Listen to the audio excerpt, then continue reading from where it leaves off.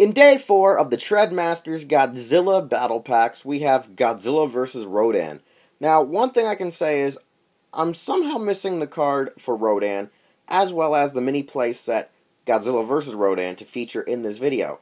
Somehow, if it's a Godzilla toy I had purchased when living with my mother, the cards magically either got trashed or are hiding amongst papers of instruction booklets to other Transformer toys bought throughout the 90s, or blended in with a crap ton of Pokemon cards. That's kind of the one thing about, having a divorced family. You kind of don't remember where you put up a lot of stuff when you're a kid.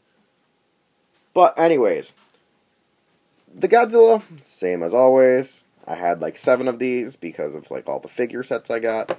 But this Rodan here, it's kind of crazy. It's a mix of Fire Rodan with the aspect of he has a longer snout.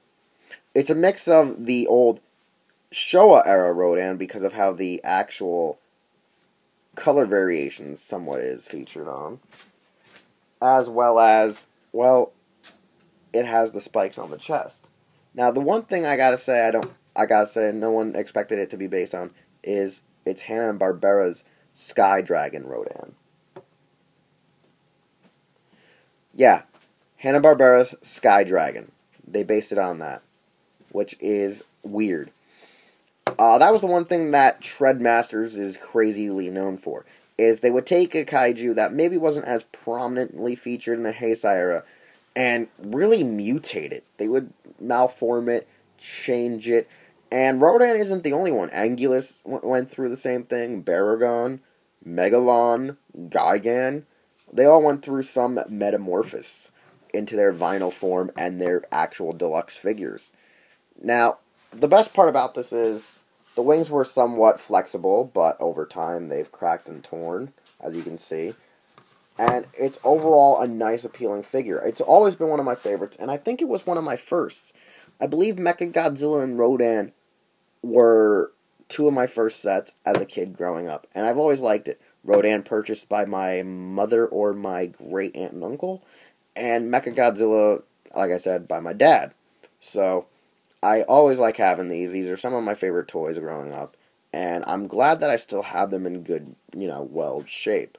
I mean, yeah, some paints have been, scratched off or worn off, and, there are some cracks and, wear to them, but overall, they're nice to have, really. I know a couple of people that really wish they had these toys where they were growing up back in the day. And, yeah, I insist, for people, if you really want them, maybe hunt them down on eBay. Just don't spend outrageous prices to get them. That's surely enough to be said. Anyways, you can find this review here on my channel and or HeroTaku.com. There are more Godzilla reviews that will be featured throughout this month.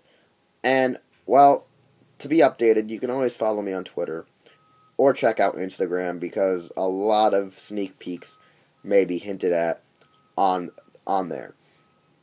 As well as check out HeroTaku.com, because we're with heroes, there are heroes among us, and, well, yeah, one cool aspect is we got podcasts, and there might be some Godzilla podcasts coming in the future. You never know.